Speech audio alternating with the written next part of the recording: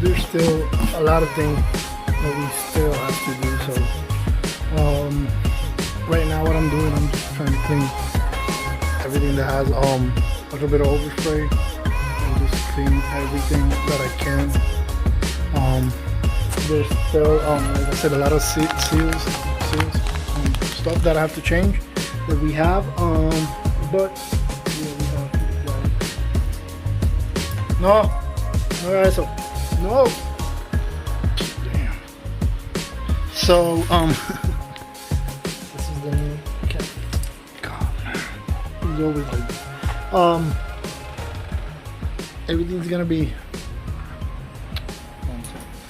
okay. Forget about the cat. We're still little by little. This is gonna be painted. This is not gonna be gloss. This is gonna be wrinkle finish black. It's supposed to be. So I just got them like that. So we're putting everything back on.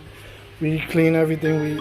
So this is an easier way to work for us, because like we don't take everything apart. We just take it out, clean it or paint it, and just put it back and replace everything that needs to be replaced.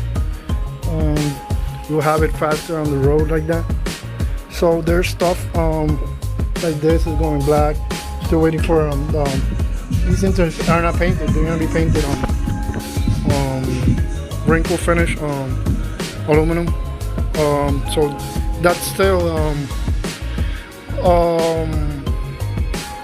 needs to be done. Now we're doing like working in everything, taking out the parts, cleaning them, little by little.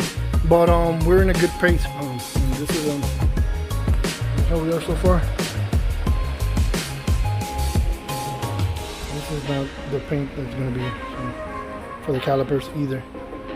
So yeah, we got the wheel. This is something that was very hard. Very, very hard to take this thing. This car.